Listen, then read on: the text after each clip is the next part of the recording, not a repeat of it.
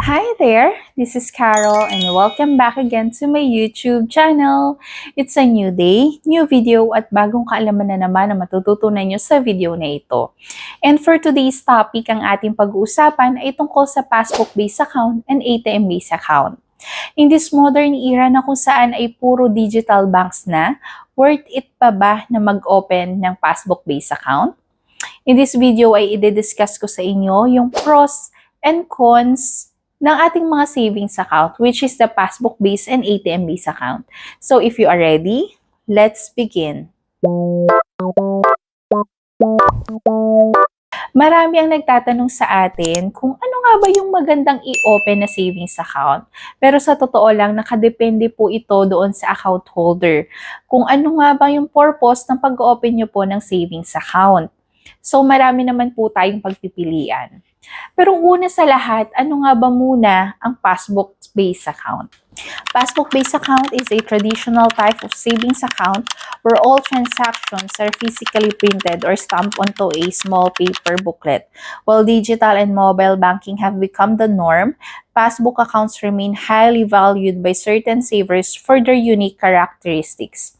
Ang passbook-based account ay kapag tayo ay nag-open, nagre-release po ang ating mga bangko ng mga booklet na kung saan dito po piniprint yung mga transaction history natin. Mas pinipili po siya ng mga most savers dahil sa mga unique characteristic po ng ating mga passbook-based account. Una sa pros ay promotes financial discipline. So, kapag tayo ay may passbook-based account, katulad ng sinabi ko, ay kailangan po natin na pumunta doon sa mismong bangko natin para makapag-transact po ng ating mga withdrawal. Pag po tayo ay mag-withdraw, ay kailangan dala po natin always yung booklet na yon. And paano ba natin nasabi na pros po ang ganitong transactions na kailangan pa natin mag-effort papunta po doon sa ating mga bangko? Yung extra effort po na yun yung nagkikreate ng natural barriers para doon sa impulsive spending natin. Since tayo ay over-the-counter lamang, kung ano lang po yung i-withdraw nating fund mismo doon sa certain time na yon ay kung ano lang yung pangangailangan natin. Unlike po sa mga ATM-based account na once na hawak natin yung ating mga debit card, anytime, anywhere ay pwede natin itong gamitin. Next is enhanced security against cybercrime. Since ang ating mga passbook-based account is primarily tied sa ating mga booklet, ay hindi po siya na-enroll sa ating mga online access or doon sa ating mga portal. So, isa ito sa magandang pros po ng ating mga passbook kasi iwas po siya sa pag-compromise ng account. At the same time, iwas siya sa mga phishing and scams. So, ang ating mga passbook base ay isa ito sa mga unique features niya na talagang gustong-gusto po ng mga account holder. Next is tangible and organized record keeping. Since meron po tayong booklet, once na kinailangan natin yung mga transaction history natin, ay timely po natin na monitor ang ating mga transactions. Parang ito na kasi yung nagiging permanent and physical ledger po ng ating mga transaction doon sa ating savings account. Next is highly accessible for non-digital users. So, ito ay mas pinipili din ng mga non-digital users natin. So, sino-sino nga ba sila? Sila po yung ating mga senior citizens na kung saan ay hindi po sila masyadong techy. So, mas pinipili po nila ito dahil mas secure po sa kanila and mas okay po sa kanila yung traditional po na mga bank accounts katulad ng ating mga passbook-based account. And usually, in-open din ito ng mga tao po na walang masyadong internet connection sa lugar nila and mas pinipili nila na mag-over-the-counter na lang dahil mas safe nga po ang ating mga passbook-based account. Next is great educational tool. Paano nasabi na isa siya sa mga great educational tool? Kapag tayo ay parents na and may mga kids po tayo, usually gusto natin silang turuan kung ano ba nga yung tamang pag-iipon.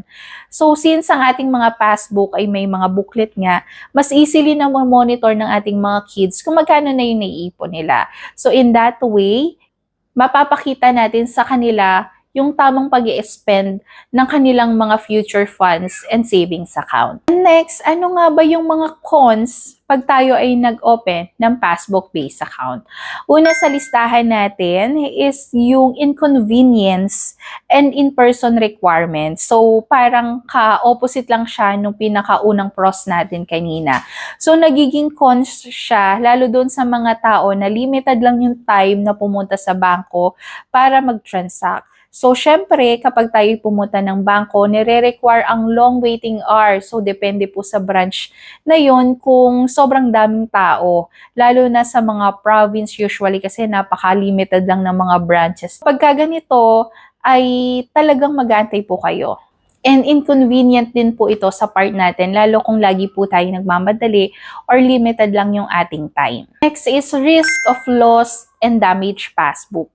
So kapag ganito kasi na-loss po yung ating mga passbook, nire-require po na kailangan mag-visit tayo ng branch. And hihingi po tayo ng copy ng affidavit of loss. So kailangan pa po nating ipanotaryo to. At the same time, syempre, meron din pong fee ang replacement ng ating mga passbook. Kapag po tayo ay nawalan din ng passbook, mawawala din yung track natin doon sa mga transaction history natin. So once po kasi na-loss yung passbook ng account po na yon, ay kailangan pong i-close na yon at kailangan natin mag-open. Pero yung magiging laman po nung dati nating passbook ay ililipat siya sa new na account number na kung saan ay mag-i-issue po tayo ng panibagong passbook. Next is high maintaining balance. So kapag tayo ay nag-open ng passbook-based account, mas mataas po kasi ang ating mga maintaining balance compared doon sa mga savings account natin na with ATM. So kung para sa mga tao na hindi po enough or hindi po kaya na i-maintain yung maintaining balance ng passbook natin every month, ay sobrang mabigat nga siya. Pero if ever naman po na kaya natin siyang i-maintain, may mga bangko naman din na nag-offer ng mas mababang maintaining balance. So, nasa sa inyo naman po kung anong bank po kayo mag-open ng mga passbook po ninyo. Itong sa ating mga passbook ay nakadepende po kung ano po yung mga na-offer po ng ating mga bangko. Meron din po kasing mga passbook na may kasamang ATM. May mga passbook naman na may kasamang cheque. So, nakadepende po sa purpose po ng mga client. And again, nakadepende rin po ang access ng ating mga passbook online, depende po sa mga bangko. May mga bangko din po kasi na kahit passbook-based account po siya, ay nananavigate pa rin po nila ito through online, lalo na kung may bundle po ito ng mga debit card. Pumunta naman tayo sa mga ATM-based account. So, ang ATM-based account, ito yung may mga debit card. Ano nga ba muna ang ATM-based account? It is a opposite of a passbook account. Instead of paper booklet, your primary tool for managing your money is card plastic. It is designed for speed and daily transactions. So kapag sinabi nating ATM-based account, kapag nag-open po tayo ng account sa bangko, ay ni-issuehan po nila tayo ng card plastic, na kung saan ang tawag po doon ay debit card. So ito ay protected po ng ating PIN, and usually, ina-access natin ito sa ating mga ATM machines. Ano-ano nga ba yung mga pros ng ating ATM-based account? Una sa lahat is yung 24/7 access to cash. Once tayo ay may debit card, ay anytime, anywhere, kung saan ka man mapunta or international ka, mag-travel ka, once na meron tayong ATM machine na makita, ay may access na tayo doon sa ating mga cash. Pwede tayong makapag-withdraw. Next is the convenience. Katulad ng sinabi ko, anytime, anywhere ay pwede natin siyang magamit. So, hindi lang ang use niya ay for withdraw ng cash.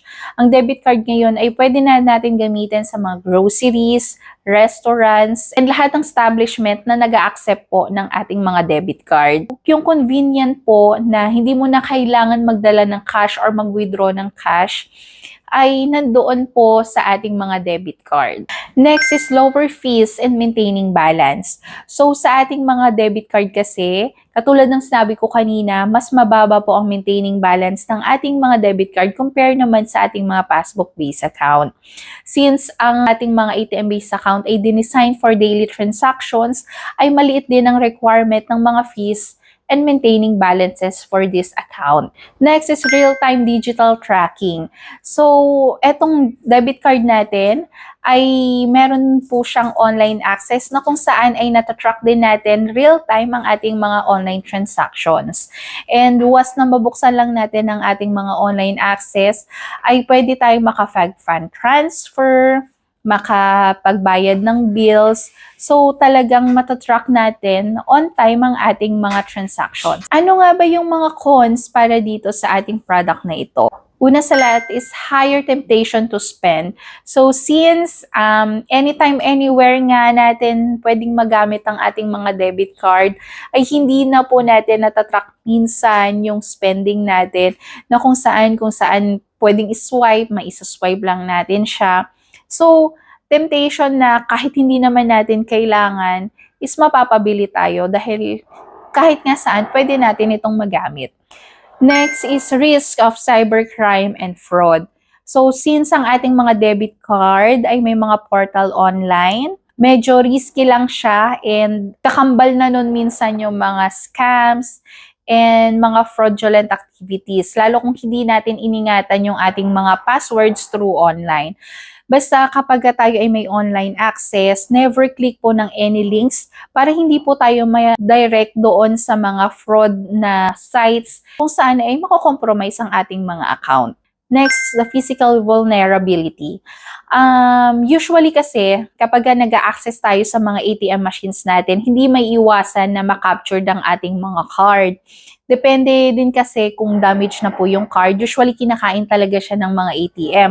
Lalo kapag nakapag 3 attempts na tayo ng mga maling PIN, automatic siyang kinakain ng ating mga debit card. So, once na makain kasi ang ating mga debit card is mawawalan tayo ng access directly doon sa ating mga ATM machines.